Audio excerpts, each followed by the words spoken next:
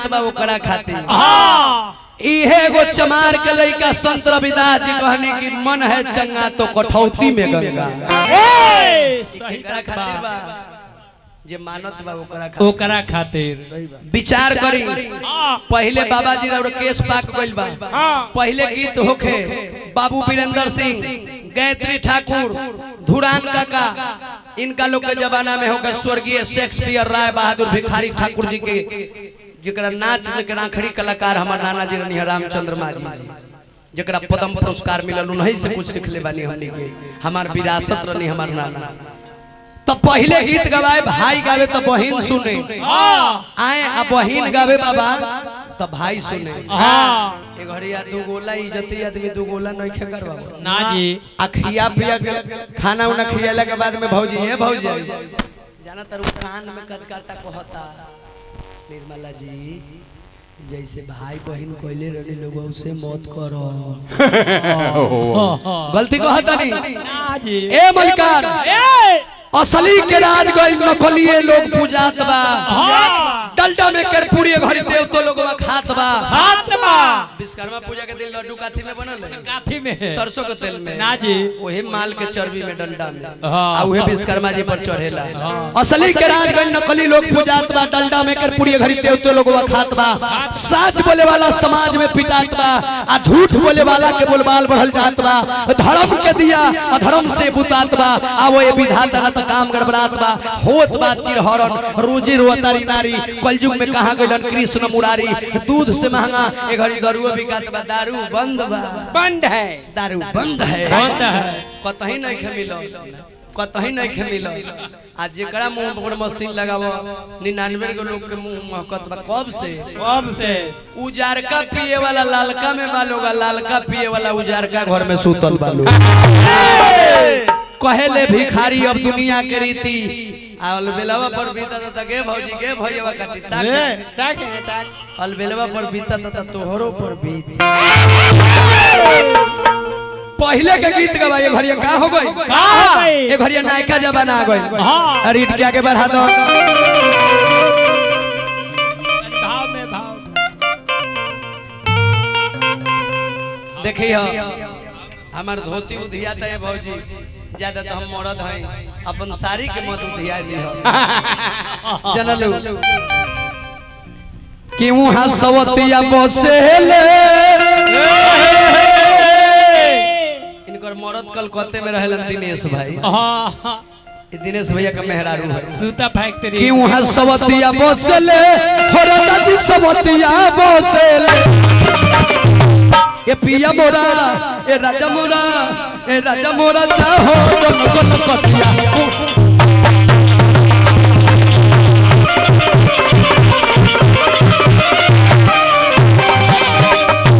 उहां सबतिया बसले उहां सबतिया बसले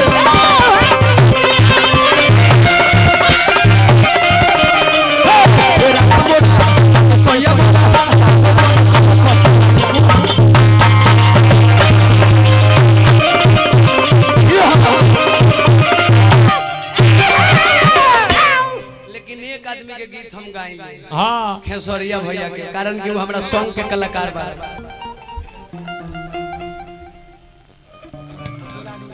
मुस्कान जी हमारा आवाज के सुनत वाली तय कारण के वो लोग 3-3 हजार रुपया लेता नहीं आ एक दोनों नचनिया 3-3 हजार के बालो।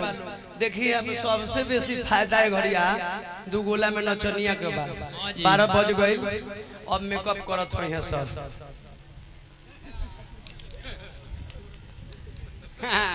चल ब्यास लोग पसीना छोड़ रहल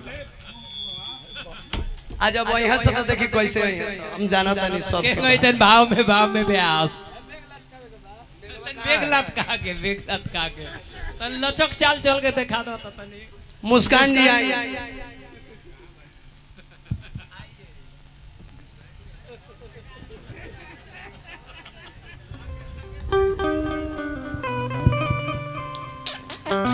हो गई 12 रात बज गई आ एक साल पहले ही भाग जाए सब भोरे पहर इनाम रोबल देबे करम खियबे पियबे करम आ बड़का बाबू करेजा पर पत्थर के 3000 रुपया लेत बानी 2900 देवन त 29 गो लइका 82 लोग के देखे के पड़ जाए जननी।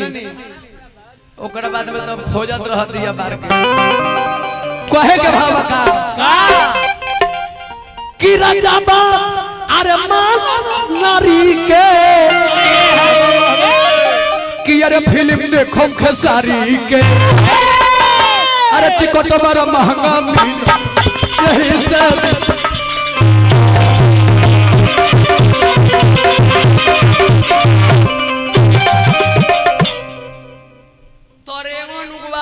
खेसरिया भईवा जहाँ खेसारी भाई के प्रोग्राम होखत बा तो बुझा त मोबाइल नु तोरेगन अगर मोबाइल लूटे वाला जासन एगो मोबाइल खींच ले बुआ दूगो मोबाइल खींचे से तले मारत सिम खींच लिए सातना ने लोगों में रहता आ जय जय खेसारी भईवा हे बान्हत डार में गम छिरे भई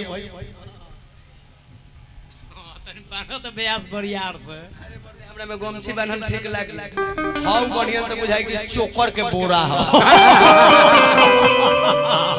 का त हम मुंह सही अच्छा बेसन देवी है ये बेसन देवी हे कि टिकट बड़ा महंगा यही से दिलवा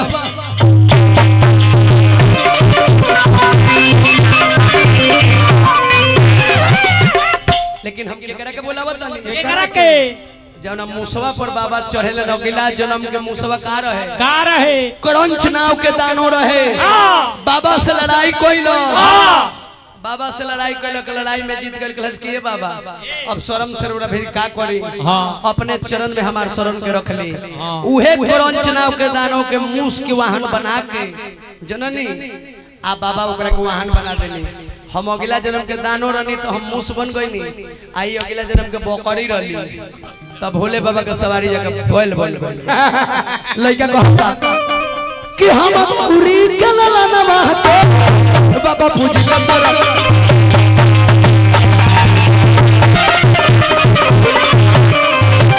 तू हुआ तहार नचनिया मिल के नाची हमरा ऐसा नाच दी त 500 रुपया दे गिरिधि सिद्धि के सजा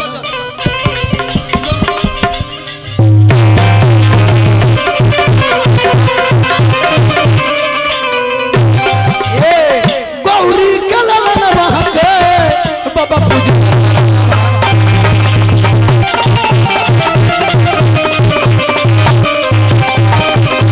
नाच बोलना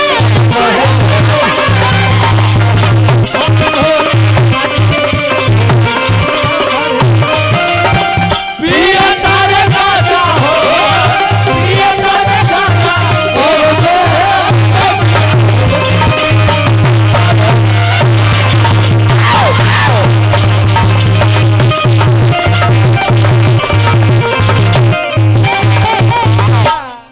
तीन आदमी नाच नचे हैं हमार गार जीवन मगध सम्राट जकरा के इज्जत कइले सुदर्शन जादू हां जनलू भौजी आ एगो हमार छोट भाई बा परदुमन आ एगो ई छापरा में कुंवर के चेला कि रौर कि हथिया कि मानव के तन पइलो अरे मुड़ी पइलो गोज के कि मानव के तन पइलो अरे मुड़ी पइलो गोज के अरे शंकर जी के बेटा बारो अरे बिना बीज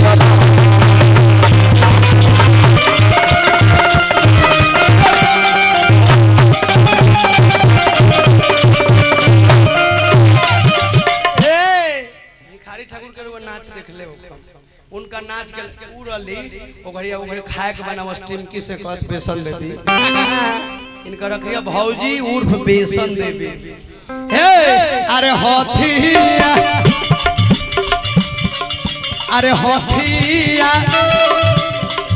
छोटे लाल भैया अरे हथिया अरे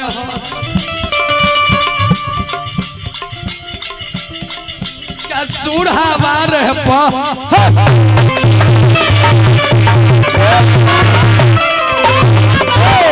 अरे हथिया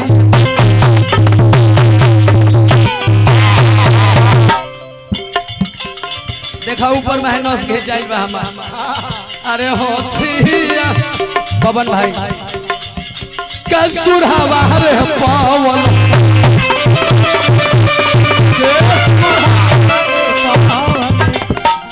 आज हतना चैनल लगल बा देखिए एक कलाकार के मदद करेला। जैसे हमनियों के गांव में कुछ प्रोग्राम होई तो घर के मुर्गी दाल बराबर तो पूछा जाए कि अलबेला जी केकरा के बुलावल जाओ तो नीमन कलाकार एगो सपोर्ट करेला। हमरा समाज के भाई, हमार परिवार के भाई, अपना जमाना के जितेंद्र आज अभियंता बारे, एक पूरा रामायण के किताब ये जितेंद्र यादव के बाद में ये बबन विशाल लेके जाए वाला, ये आज हलचल बुझाता रे गड़िया गड़िया के काथी रे कारवा कमांडरवा करता रे, ये बबन विशाल कलकत्ता में उनकर बोलती बन को देले रहल। जनलू तो हम गुजारिश करब अपना भाई से कि तनी मंच पर आबो, आ एगो कलाकार के इज्जत ना करी तो फिर के करी। आबो भाई तनी चैनल भाई लोग डोली हलो आ फुल सपोर्ट रही। हतना जनता के देवी माई के मंदिर पर आज कहत बनी कि हमारा भी जितना पार लगी भले भौजी के 10 गो भाई मिल जाओ लोग, लेकिन तू हमरा खातिर एगो भाई बा। तनी ताली बजाई सब। ए बाबू तुरंत इनका जो हम कैसेट कराबो तानी कहनी अनु देखे हम नाजायज बात कहिले जवन होखे वाला रहेला तो कि अरे कि हम गौरी के लाला नवा के बाबा पूजी ले चरा रवा के